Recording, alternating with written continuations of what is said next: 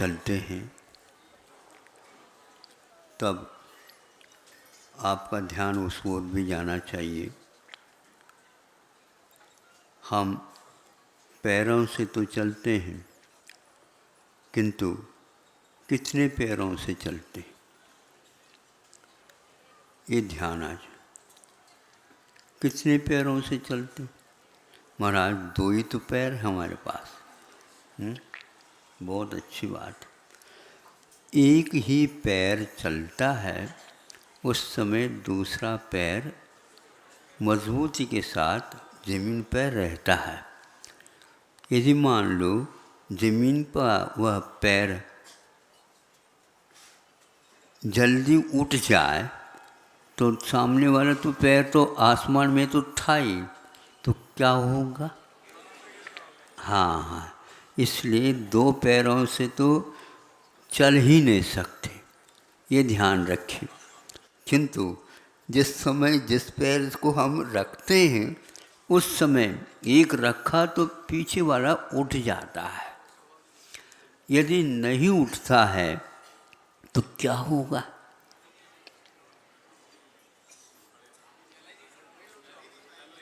चल नहीं पाएंगे।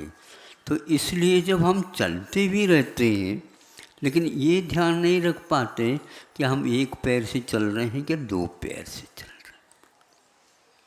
ये तो हो गया साधारण सी बात। इससे आगे और हम कहना चाहते, क्या आप 2 ही पैरों से चलते हैं?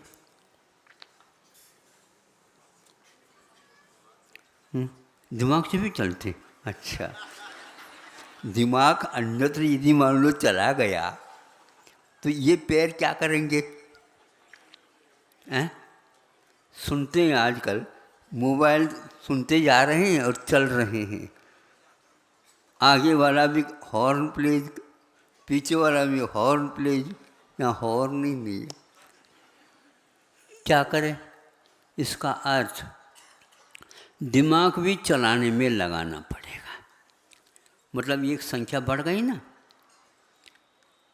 एक संख्या और बढ़ गई, तो मतलब मूल में दिमाग में मुझे चलना है यह संकल्प होना चाहिए। और जब चलने की क्रिया चालू हो गई तो यह होश भी रखना चाहिए कि चलने की क्रिया चालू हो गई है, इसलिए बोलना पिलना कुछ नहीं करना चाहिए। ये हो गया। तो ये आपके पास 3 साधन हो गए, है ना? कितने पैरों से आप चलते हैं? अब 3 पैर हो गए आपके, है ना? और भी है। मन और आंखें दोनों तो हम एक मान कर ही चलते हैं, यही समझे। हाँ, अब क्या हुआ? और कोई पैर है? सुनो, कोई व्यक्ति आराम के साथ टहलने के लिए निकला। अब निकला तो टहलता गया और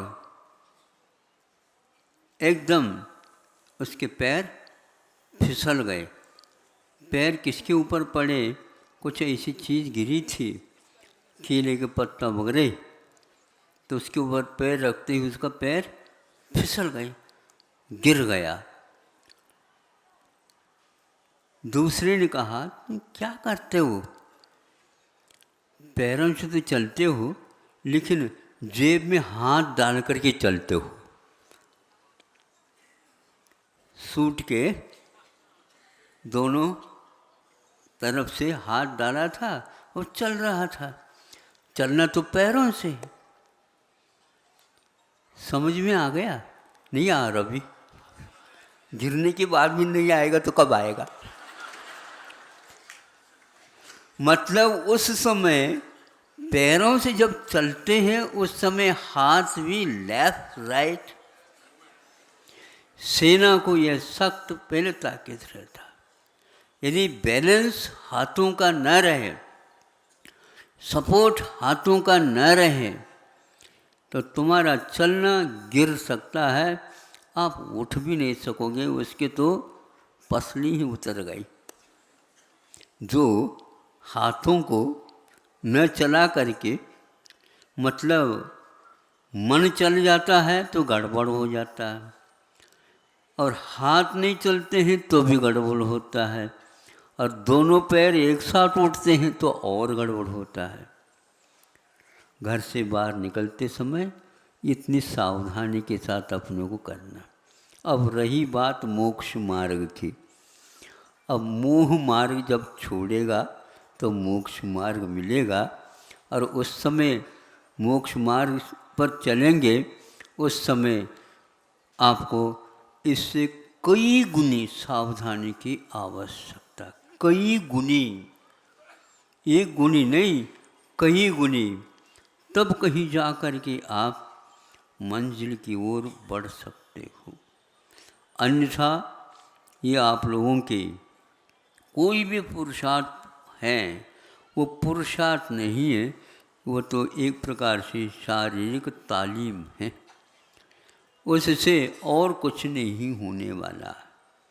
ये सब बातें मोह के मार्ग पे यहाँ पर नहीं होना चाहिए। यहाँ पर का मतलब मोक्ष मार्ग में मोक्ष का ही मात्र वातावरण होना चाहिए, तब कहीं जा कर के हम उसको जो अनंत काल से प्राप्त नहीं हुआ उसको प्राप्त कर सकते हैं। यह वह दुकान है, अन्यत्र इस प्रकार की दुकान मिल ही नहीं सकती, किंतु इसकी पहचान के अभाव में जो जोहरी होता है तो उसके यहाँ ग्राहक नहीं आते हैं, तो वह जोहरी कभी भी आकुलता का अनुभव नहीं करता कि हमारी दुकान ही ऐसी है, एक आध साल में एक आध ग्राहक भी आ जाता तो वर्षों के लिए काम हो जाता है, किंतु उस जौहरी के दुकान पर ग्राहक नहीं आ रहे, इसलिए ज्वार बाजरा और मोट और मक्का रख दे तो फिर उठक बैठक करते जाओ, उठक बैठक करते जाओ, उठक, फिर मालो माल की बात ही नहीं है, ये तो उठक बैठक करते जाओ। कौन सा चाहते हो बताओ? हम तो दोनों दुकान चलाना चाहते महाराज, जब ग्राहक नहीं आते तो बाजरा मोट भी बेच ले और जब वो ग्राहक आएगा तो वो ऐसा नहीं आ सकता। उसकी दुकान, उसका स्वरूप अलग ही होता है। कभी भी जैसे मक्का के लिए आप सैंपल दिखाते हो, बाजरा को दिखाते हो, मोट को भी दिखाते हो, चावल को भी दिखाते हो, सभी को दिखाते हो, ऐसे ही मोती को देते हो क्या? बोलो, मोती है, मानक है, और वो बड़ी बड़ी कीमती चीज़ें रहती हैं, उनको विज्ञापन देते हैं। हो भी तो भी वो तो सौदा लगभग हो चुका है। लगभग क्यों कहते हो? वो ग्राहक भग न जाए और उसकी कीमत, उसका मूल्य, वह क्या देना चाहता है, इसको भीतर से आप निकालना चाहते हो। मोक्ष मार्ग पर आने के उपरांत आप सम्यक दर्शन की बात करते हो, वह एक रत्न, अनमोल रत्न है, उसके सामने कोई भी है नहीं, सब फीके फीके हैं। एक से एक बढ़कर के रत्न हैं। जिनके पास ये रत्न होते हैं वह व्यक्ति मोट बाजरा ज्वार मक्का क्या बेचेगा? वो कभी भी किसी के कहने में आएगा ही नहीं। और यदि मूल्य बढ़ भी जाए ज्वार का, कितना बढ़ने वाला मुझे बताओ। और हीरे का मूल्य क्या है आज तक किसी को पता नहीं, बेचने वालों को पता नहीं और खरीदने वालों को ही पता नहीं। तो हीरा कहे न मोल, लाख हमारा मोल। इसलिए अनमोल वस्तु की बात कर रहे हो तो अनमोल दशा में ही हमेशा हमेशा ढूंढना चाहिए, अन्यत्र उसका अस्तित्व संभव नहीं। धार्मिक मार्ग, धार्मिक वातावरण और शास्त्र, देवगुरु शास्त्र, ये सब तीनों केवल वीतरागता की बात करते हैं, राग का निषेध करते हैं। तब कहीं जा कर के बहुत दूर का आया हुआ वह ग्राहक समझेगा, हाँ ये कुछ हट कर के दिख रही है।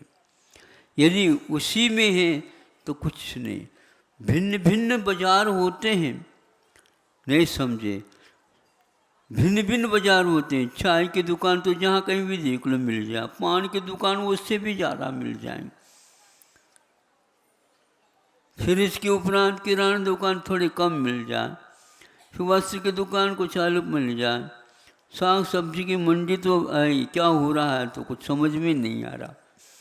भाव बिक रहे हैं, कैसे भाव बिक रहे हैं। किंतु जौहरी बाजार में जाओ तो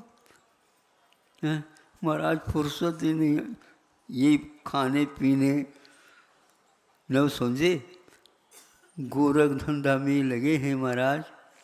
कहाँ जोहरी, कहाँ जोहरात, कहाँ वो, तो बहुत कठिन है। तो धर्म एक वही उच्च वस्तु है जिसके बारे में कोई मूल्य निर्धारित नहीं किया, क्योंकि हर पदार्थ का मूल्य हो सकता है लेकिन धर्म का कोई मूल्य नहीं हो सकता।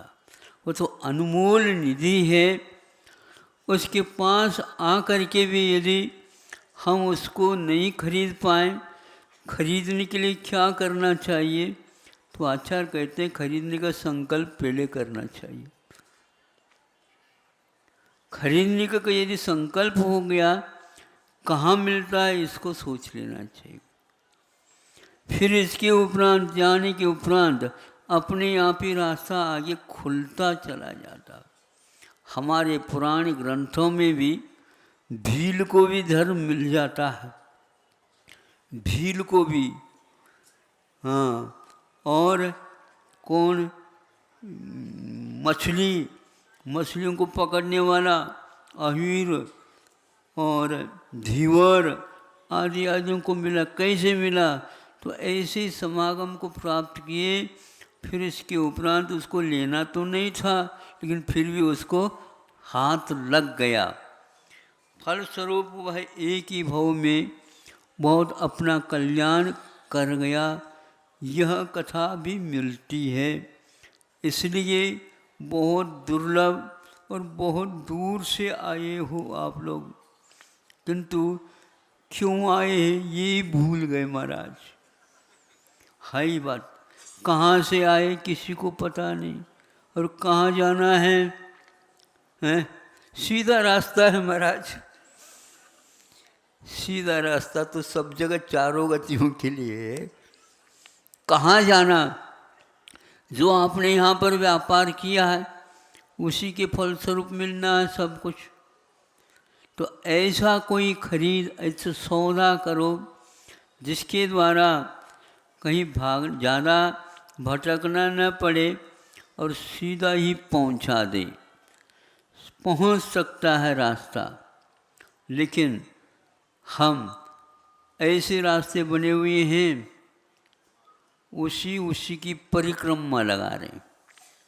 बड़े बड़े रास्ते तो हैं भोपाल में, किंतु रिंगदार है।